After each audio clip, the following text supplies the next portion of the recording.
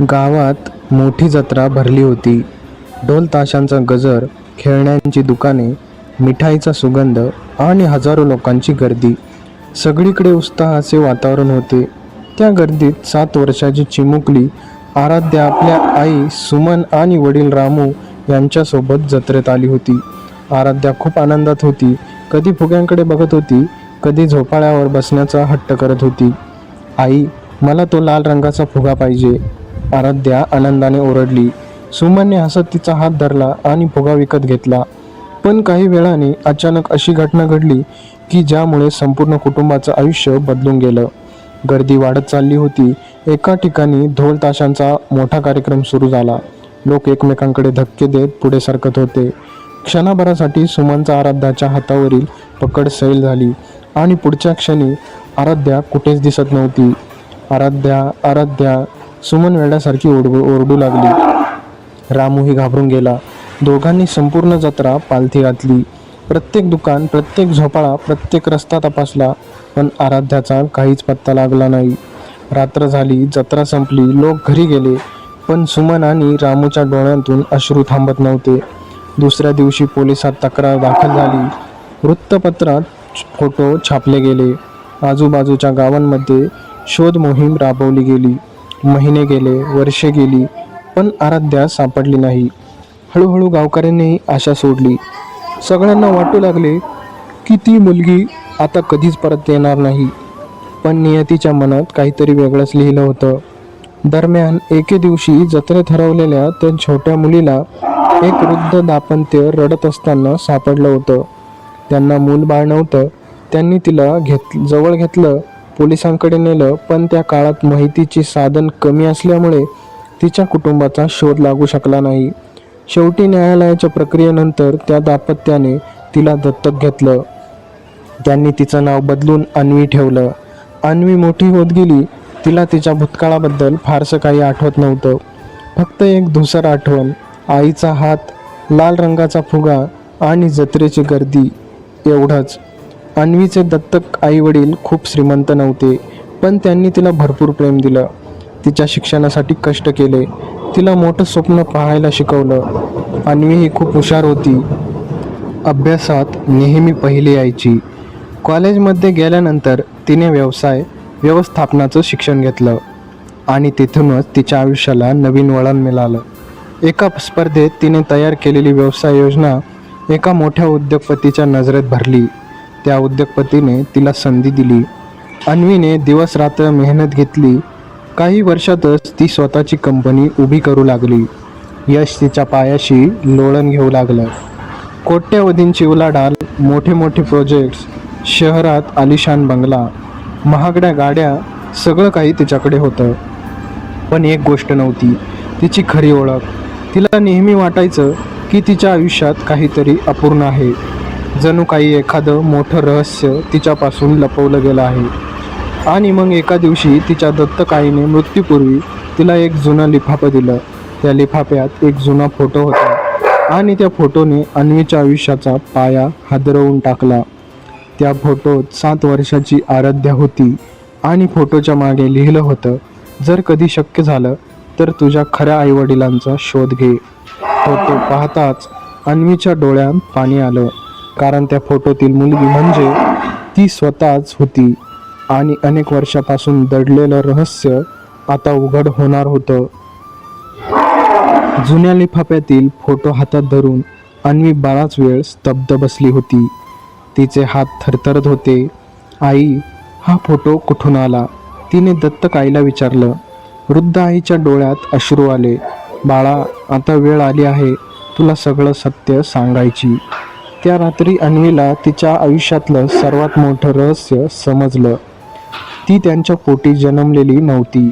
वर्षापूर्वी एका जत्रेजवळ रडत असताना ती त्यांना सापडली होती. अनेक प्रयत्न करूनही तिच्या खऱ्या आईवडिलांचा शोध लागला नव्हता, म्हणून त्यांनी तिला दत्तक घेतलं होतं. हे ऐकून अन्वीच्या डोळ्यांतून अश्रू वाहू लागले. तिला त्या दोघांबद्दल राग नव्हता, उलट त्यांच्यामुळेच ती आज या उंचीवर पोहोचली होती. पण तिच्या मनात एकच प्रश्न घुमत होता, माझे खरे आईवडील कोण असतील? काही दिवसांनी दत्तक आईचं निधन झालं. मृत्यूपूर्वी तिने अन्वीचा हात हातात घेतला. तू आम्हाला कधी विसरू नकोस, पण शक्य असेल तर तुझ्या खऱ्या आईवडिलांना एकदा भेट. हेच तिचे शेवटचे शब्द होते. पुढील काही महिने अन्वीने तिच्या भूतकाळाचा शोध घेण्यात घालवले. जुन्या पोलीस नोंदी, वृत्तपत्रातील कात्रणे, जत्रेची माहिती, सगळं काही तपासत होती. एका दिवशी तिला एक जुनी पोलीस फाईल सापडली. त्या फाईलमध्ये हरवलेल्या मुलीचा फोटो होता. तो फोटो पाहताच तिच्या डोळ्यात पाणी आलं, कारण तो चेहरा तिचाच होता. खाली नाव लिहिलं होतं, आराध्या रामू पाटील. गावाचं नावही दिलेलं होतं. आता अन्वीला तिचं खरं घर सापडलं होतं. दुसऱ्याच दिवशी तिचा आलिशान ताफा त्या गावाकडे निघाला. 4 लक्झरी गाड्या, 2 सुरक्षा रक्षक आणि स्वतः अन्वी. गावात इतक्या मोठ्या गाड्या पहिल्यांदाच आल्या होत्या. संपूर्ण गाव जमा झालं. कोण आले असेल? एखादी मंत्री आहे का? चित्रपटातील अभिनेत्री वाटते. लोक कुजबुजत होते. अन्वी मात्र थेट एका जुन्या घरासमोर जाऊन थांबली. घराची अवस्था खूप वाईट होती. भिंतींना तडे गेले होते. छप्पर अर्धवट कोसळलं होतं. हे दृश्य पाहून तिच्या डोळ्यात नकळत अश्रू आले, कारण तिच्याकडे कोट्यावधींची संपत्ती होती आणि तिचं जन्मघर मात्र दारिद्र्यात जगत होतं. घरात सुमन बसली होती. आता ती म्हातारी झाली होती. डोळ्यांची नजर कमी झाली होती, पण मुलीच्या आठवणी मात्र अजूनही ताज्या होत्या. तेवढ्यात बाहेर गाड्यांचा आवाज आला. सुमन दारात आली. तिने समोर उभी असलेली तरुणी पाहिली. क्षणभर दोघी एकमेकींकडे पाहत राहिल्या. अन्वीच्या डोळ्यांतून अश्रू वाहू लागले. तिने थरथरत्या आवाजात विचारलं, आई, मला ओळखलं का? सुमन गोंधळली. कोण आहेस तू? अन्वीने हळूच तो जुना फोटो तिच्या हातात दिला. फोटो पाहताच सुमनच्या हातातून तो खाली पडला. तिचं हृदय जोराने धडधडू लागलं, कारण त्या फोटोत तिची हरवलेली मुलगी होती आणि समोर उभी असलेली तरुणी अगदी तशीच दिसत होती. आराध्या हे शब्द तोंडातून बाहेर पडताच सुमन रडत तिच्या गळ्यात पडली. वर्षानुवर्ष साचलेला दुःखाचा बांध फुटला. संपूर्ण गाव भावूक झालं. पण खरा धक्का अजून बाकी होता, कारण काही वेळाने अन्वी घराच्या कागदपत्रांबद्दल विचारणार होती आणि ते ऐकून सुमनच्या पायाखालची जमीन खरोखरच सरकणार होती. आराध्या आणि सुमन एकमेकींच्या गळ्यात पडून रडत होत्या. गावकऱ्यांच्या डोळ्यातही पाणी आलं होतं. 20 वर्षापूर्वी जत्रेत हरवलेली मुलगी आज अचानक परत आली होती. सुमनला अजूनही विश्वास बसत नव्हता. ती वारंवार आराध्याच्या चेहऱ्यावर हात फिरवत होती. बाळा, खरंच तू माझी आराध्या आहेस ना? आराध्या अश्रू पुसत हसली. हो आई, मीच तुझी आराध्या. काही वेळाने सगळे घरात बसले. रामूही बाहेरून आला. मुलीला पाहताच तो जागेवरच थबकला. त्याच्या हातातील काठी खाली पडली. क्षणभर त्याला काही सुचलं नाही आणि पुढच्या क्षणी तो धावत जाऊन मुलीला मिठी मारून रडू लागला. गावातील प्रत्येकजण तो क्षण पाहून भावूक झाला. पण त्या आनंदाच्या वातावरणात अचानक आराध्याने एक प्रश्न विचारला, आई, आपल्या आजोबांची जमीन कुठे आहे? सुमन आणि रामू एकमेकांकडे पाहू लागले. कुठली जमीन? रामूने विचारलं. आजोबांनी माझ्या नावावर केलेली जमीन. हे ऐकताच दोघेही गोंधळले. अगं, अशी कोणतीच जमीन नव्हती. आराध्याने आपल्या बॅगेतून काही जुनी कागदपत्रे बाहेर काढली. ही कागदपत्रे मला पोलीस फाईलमध्ये सापडली. रामूने ती कागदपत्रे हातात घेतली आणि काही सेकंदातच त्याच्या चेहऱ्याचा रंग उडाला, कारण त्या कागदपत्रानुसार आराध्याच्या आजोबांनी तिच्या जन्माच्या वेळीच जवळपास 50 एकर जमीन तिच्या नावावर केली होती. त्या काळी ती जमीन फारशी किमती नव्हती, पण आता त्या भागातून नवीन महामार्ग गेला होता. औद्योगिक क्षेत्र उभं राहिलं होतं आणि त्या जमिनीची किंमत शेकडो कोटी रुपयापर्यंत पोहोचली होती. सुमनच्या हातातून कागद खाली पडले. तिच्या पायाखालची जमीन सरकली, कारण तिला या गोष्टीची कल्पनाच नव्हती. वर्षानुवर्ष ती गरिबीत जगत होती आणि तिची मुलगी कोट्यवधींच्या संपत्तीची मालिक निघाली होती. पण पुढे जे समोर आलं ते आणखी धक्कादायक होतं. कागदपत्रामध्ये आणखी एक नाव होतं, विठ्ठलराव देशमुख, गावातील सर्वात श्रीमंत आणि प्रभावशाली माणूस. हे नाव पाहताच रामूचा चेहरा उतरला. आराध्याने ते ओळखलं. बाबा, हे नाव पाहून तुम्ही घाबरलात का? रामू काही बोलला नाही. सुमनच्या डोळ्यात अश्रू आले. कारण विठ्ठलरावने अनेक वर्षापूर्वी त्यांना सांगितलं होतं की ती जमीन सरकारने ताब्यात घेतली आहे, म्हणून त्या जमिनीचा विषय कायमचा संपला.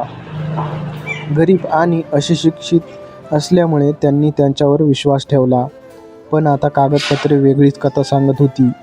आराध्याने ताबडतोब चौकशी सुरू केली. तिच्या वकिलांनी काही दिवसात संपूर्ण माहिती गोळा केली आणि जे सत्य समोर आलं ते भयंकर होतं. विठ्ठलरावने बनावट कागदपत्रे तयार केली होती. आराध्या हरवली असल्याचा फायदा घेतला होता आणि तिच्या जमिनीवर बेकायदेशीर ताबा मिळवला होता. फक्त ताबाच नाही, त्याच जमिनीवर कारखाने, गोदामे आणि मोठमोठे प्रकल्प उभे राहिले होते. त्यातून तो कोट्यवधी रुपये कमवत होता. त्या रात्री आराध्या झोपू शकली नाही. खिडकीत उभी राहून ती विचार करत होती, माझ्या आईवडिलांना फसवण्यात आलं आहे आणि हे सगळं अनेक वर्षांपासून चालू आहे. तेवढ्यात तिच्या मोबाईलवर एक अज्ञात नंबरवरून फोन आला. फोन उचलताच समोरून थंड आवाज आला, आराध्या, जास्त चौकशी करू नकोस. जिथे आहेस तिथेच थांब, नाहीतर पुन्हा एकदा गायब होशील. फोन कट झाला. आराध्याच्या अंगावर काटा आला. कारण तिच्या गावात परतण्याची बातमी अजून कोणालाच नीट माहिती नव्हती. मग हा फोन करणारा कोण होता आणि त्याला तिच्याबद्दल इतकी माहिती कशी होती? त्या रात्रीपासून आराध्याला जाणवू लागलं, तिचं जत्रेत हरवणं कदाचित अपघात नव्हतंच. फोन कट झाल्यानंतर आराध्याला रात्रभर झोप लागली नाही. तिच्या मनात एकच प्रश्न घोंगावत होता, मला धमकी देणारा माणूस कोण? आणि त्याहून मोठा प्रश्न, मी खरंच जत्रेत हरवले होते की मला कुणीतरी मुद्दाम पळवून नेलं होतं? दुसऱ्याच दिवशी आराध्याने तिच्या वकिलांना आणि खाजगी तपास अधिकाऱ्यांना कामाला लावलं. जुन्या पोलीस फाईल्स पुन्हा उघडण्यात आल्या. 20 वर्षापूर्वीच्या जत्रेत उपस्थित असलेल्या लोकांचा शोध सुरू झाला. अनेकांना काहीच आठवत नव्हतं, पण एका वृद्ध माणसाने अशी माहिती दिली की सगळेच हादरले. तो म्हणाला, त्या दिवशी मी एका माणसाला त्या मुलीला उचलून नेताना पाहिलं होतं. आराध्याचा श्वास अडकला. मग तुम्ही पोलिसांना का सांगितलं नाही? वृद्ध माणसाच्या डोळ्यात भीती दिसली. मी सांगणार होतो, पण दुसऱ्या दिवशी काही लोक माझ्या घरी आले होते. त्यांनी मला गप्प बसायला सांगितलं. ही माहिती समोर येताच तपास वेगाने पुढे जाऊ लागला. काही दिवसात एक जुना फोटो सापडला. जत्रेतील गर्दीचा फोटो झूम करून पाहिला गेला आणि त्यात एक धक्कादायक दृश्य दिसलं. एक माणूस छोट्या आराध्याला हातात घेऊन गर्दीतून बाहेर जात होता. आराध्या त्या माणसाला ओळखत नव्हती, पण तिचे वकील ओळखत होते. तो माणूस विठ्ठलराव देशमुखचा जुना नोकर होता. हे सत्य समोर येतात सगळ्यांच्या अंगावर काटा आला. याचा अर्थ आराध्या हरवली नव्हती, तिचं अपहरण झालं होतं आणि त्यामागे विठ्ठलरावाचा हात असण्याची शक्यता वाढली होती. कारण आराध्या हरवली नसती तर तिच्या नावावरील जमीन कोणीही बळकावू शकला नसता. त्या रात्री आराध्या विठ्ठलरावच्या बंगल्याकडे निघाली. गावाबाहेर त्याचा आलिशान बंगला होता. ती आत पोहोचली तेव्हा विठ्ठलराव आराम खुर्चीत बसला होता. त्याच्या चेहऱ्यावर भीती नव्हती, उलट तो हसत होता. आलीस शेवटी? आराध्या संतापली. माझं अपहरण का केलंस? विठ्ठलराव शांतपणे हसू लागला. तुझ्याकडे पुरावा आहे का? आराध्याने त्याच्यासमोर फोटो फेकला. क्षणाभरासाठी त्याच्या चेहऱ्यावरील हसू गायब झालं, पण लगेच तो पुन्हा सावरला. फोटोने काही सिद्ध होत नाही. आराध्या तिथून निघून गेली. पण ती बंगल्याच्या बाहेर येत असतानाच तिला एक वृद्ध महिला भेटली. ती खूप घाबरलेली दिसत होती. तिने आराध्याचा हात पकडला. बाळा, तुला सत्य जाणून घ्यायचं आहे ना?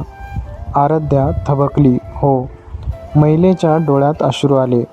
ती त्या माणसाची बायको आहे, ज्याने तुला जत्रेतून पळवलं नेलं होतं. आराध्याच्या पायाखालची जमीन सरकली. महिला थरथरत बोलू लागली. माझ्या नवऱ्याला विठ्ठलरावने पैसे दिले होते, फक्त गर्दीतून तुला दूर नेण्यासाठी. पण पुढे काय झालं ते त्यालाही माहिती नव्हतं. त्याने तुला एका अनोळखी टोळीच्या हवाली केलं होतं. आराध्याचा श्वास रोखला गेला, कारण याचा अर्थ अजून एक मोठा गुन्हेगार या प्रकरणात सामील होता. तेवढ्यात अचानक एक काळी SUV वेगाने तिकडे आली. काही मुखवटा घातलेले लोक खाली उतरले. त्यांनी त्या वृद्ध महिलेला जबरदस्तीने गाडीत ओढायला सुरुवात केली. तिला घेऊन चला, ती जास्त बोलत आहे. आराध्या ओरडली. सुरक्षा रक्षक धावले. गोंधळ उडाला, पण काही सेकंदातच ती गाडी अंधारात गायब झाली. वृद्ध महिला पुन्हा एकदा गायब झाली होती आणि तिच्यासोबत सत्याचा सर्वात मोठा धागाही. त्या रात्री आराध्याला एका बंद पाकिटात एक फोटो मिळाला. फोटो पाहून तिच्या अंगावर काटा आला, कारण त्या फोटोत जत्रेत हरवलेली छोटी आराध्या होती आणि तिच्या शेजारी उभा होता एक माणूस, ज्याला पाहून आराध्याच्या हातातून फोटो खाली पडला. कारण तो माणूस दुसरा कोणी नसून तिचा स्वतःचा जन्मदाता वडील रामू होता. फोटो पाहून आराध्याच्या हातातून तो खाली पडला. तिचा श्वास वेगाने चालू झाला होता, कारण त्या फोटोत ती स्वतः होती आणि तिच्या शेजारी उभा असलेला माणूस तिचे वडील रामू होते. क्षणभर तिच्या मनात हजारो प्रश्न निर्माण झाले. बाबा त्या लोकांसोबत कसे? त्यांना माझ्या अपहरणाबद्दल माहिती होते का? इतकी वर्ष त्यांनी माझ्यापासून काही लपवलं आहे का? दुसऱ्याच दिवशी आराध्याने रामूला तो फोटो दाखवला. फोटो पाहताच रामूचा चेहरा पांढरा पडला. त्याच्या डोळ्यांत भीती स्पष्ट दिसत होती. बाबा हे काय आहे? रामू काहीच बोलला नाही. त्याचे हात थरथरत होते. सत्य सांग बाबा, नाहीतर मी स्वतः शोधून काढेन. काही क्षण शांतता पसरली आणि मग रामूच्या डोळ्यांतून अश्रू वाहू लागले. हो, मी त्या माणसाला भेटलो होतो. हे शब्द ऐकताच आराध्या हादरली. सुमनही थिजून बसली. पण मी तुझं अपहरण केलं नव्हतं बाळा, रामू रडत म्हणाला. त्या दिवशी जत्रेच्या काही दिवस आधी विठ्ठलराव माझ्याकडे आला होता. त्याने जमीन विकायला सांगितली. मी नकार दिला. मग त्याने मला धमकी दिली. रामू पुढे सांगू लागला. जत्रेच्या दिवशी काही अनोळखी लोक माझ्या मागे लागले होते. त्यांनी मला एका ठिकाणी नेलं. माझ्यासोबत हा फोटो तेव्हाच काढला गेला. त्यांनी सांगितलं की जमीन विक, नाहीतर परिणाम वाईट होतील. रामूचे डोळे भरून आले. मी घरी परतलो आणि काही तासांनी तू हरवलीस. आराध्याला आता चित्र स्पष्ट होत होतं. विठ्ठलरावने आधी रामूवर दबाव टाकला. तो अपयशी ठरला आणि मग आराध्याला लक्ष्य बनवलं. तेवढ्यात आराध्याच्या वकिलाचा फोन आला. त्याचा आवाज घाईत होता. मॅडम, खूप मोठी माहिती मिळाली आहे. विठ्ठलरावच्या जुन्या अकाउंटमध्ये काही संशयास्पद व्यवहार सापडले आहेत आणि त्यातील एक व्यवहार त्या टोळीच्या प्रमुखाच्या नावावर आहे. आराध्याने ताबडतोब बैठक बोलावली. सर्व पुरावे एकत्र केले गेले. प्रकरण आता न्यायालयात नेण्याची तयारी सुरू झाली. पण त्याच रात्री काहीतरी भयंकर घडलं. रामू घराबाहेर गेला होता. बराच वेळ झाला तरी तो परत आला नाही. सगळीकडे शोधाशोध सुरू झाला. फोन बंद होता. कुठेच काहीच पत्ता नव्हता. मध्यरात्री आराध्याच्या मोबाईलवर एक व्हिडिओ आला. व्हिडिओ सुरू होताच तिच्या अंगावर काटा आला. रामू एका अंधाऱ्या खोलीत खुर्चीला बांधलेला होता. त्याच्या चेहऱ्यावर मारहाणीच्या खुणा होत्या. कॅमेऱ्यासमोर एक मुखवटा घातलेला माणूस उभा होता. तो हसत म्हणाला, आराध्या, तुझे वडील आमच्याकडे आहेत. जर तुला त्यांना जिवंत पाहायचं असेल तर उद्या सकाळपर्यंत सगळे पुरावे नष्ट कर. नाहीतर 20 वर्षापूर्वी जसं एक मूल गायब झालं होतं, तसाच एक बाप कायमचा गायब होईल. व्हिडिओ संपला. आराध्याच्या डोळ्यात संतापाची ज्वाला पेटली. कारण आता ही लढाई फक्त जमिनीसाठी नव्हती. ही लढाई तिच्या कुटुंबासाठी होती. पण तिला अजून माहीत नव्हतं की या अपहरणामागे विठ्ठलराव नव्हता, तर त्याच्याही पेक्षा मोठा आणि धोकादायक मास्टरमाइंड होता. रामूच्या अपहरणाचा व्हिडिओ पाहून आराध्याच्या डोळ्यात संताप उसळला होता. 20 वर्षापूर्वी तिचं बालपण हिरावलं गेलं होतं आणि आता तिच्या वडिलांचा जीव धोक्यात आला होता. तिने ठरवलं काहीही झालं तरी या कटाचा शेवट करायचाच. सकाळ होताच आराध्या, तिचे वकील आणि खाजगी तपास अधिकारी कामाला लागले. व्हिडिओ कुठून पाठवला गेला होता याचा शोध सुरू झाला. काही तासांच्या तपासानंतर एक धक्कादायक माहिती मिळाली. व्हिडिओ ज्या ठिकाणाहून पाठवला गेला होता ते ठिकाण विठ्ठलरावच्या मालकीचं नव्हतं, तर एका मोठ्या उद्योग समूहाच्या जुन्या गोदामाचं होतं. पण त्या कंपनीचा या सगळ्यांशी काय संबंध? आराध्याने विचारलं. तपास अधिकाऱ्याने एक फाईल तिच्यासमोर ठेवली. फाईल उघडताच तिच्या कपाळावर आठ्या पडल्या, कारण त्या कंपनीचा मालक दुसरा कोणी नसून राघव मल्होत्रा होता. देशातील प्रसिद्ध उद्योगपती, अब्जावधींचा मालक, समाजसेवक म्हणून ओळखला जाणारा माणूस. आराध्याला विश्वास बसत नव्हता, कारण तिच्या आयुष्याच्या सुरुवातीच्या काळात याच राघव मल्होत्राने तिला व्यवसायात पहिली मोठी संधी दिली होती. त्याच्यामुळेच तिचं करिअर उभं राहिलं होतं. हे अशक्य आहे, ती पुटपुटली. पण तपास अधिकारी शांतपणे म्हणाला, मॅडम, पुरावे वेगळंच सांगत आहेत. तेवढ्यात आणखी एक धक्का बसला. जुन्या आर्थिक व्यवहाराच्या नोंदी तपासताना समजलं विठ्ठलरावला पैसे थेट राघव मल्होत्राच्या कंपनीतूनच दिले गेले होते. 20 वर्षापासून आता सगळं चित्र हळूहळू स्पष्ट होत होतं. आराध्याच्या आजोबांनी जमीन अत्यंत मौल्यवान होती. त्या भागातून भविष्यात महामार्ग जाणार होता. मोठं औद्योगिक क्षेत्र उभं राहणार होतं. ही माहिती काही प्रभावशाली लोकांना आधीच मिळाली होती. त्यात राघव मल्होत्राही होता. पण एक अडचण होती. ती जमीन एका लहान मुलीच्या नावावर होती. त्या मुलीचं नाव होतं आराध्या. म्हणूनच कट रचला गेला. प्रथम रामूला दबाव टाकण्यात आला. तो झुकला नाही. मग आराध्याचं अपहरण करण्यात आलं आणि तिच्या गायब होण्याचा फायदा घेऊन जमीन बळकावण्यात आली. हे सत्य समोर येताच आराध्या हादरली, कारण ज्या माणसाला ती आपला मार्गदर्शक समजत होती तो तिच्या आयुष्याचा सर्वात मोठा शत्रू निघाला होता. त्यात संध्याकाळी आराध्याला एक लोकेशन मिळालं. रामू ज्या गोदामात कैद होता त्याचा पत्ता ती ताबडतोब तिथे पोहोचली.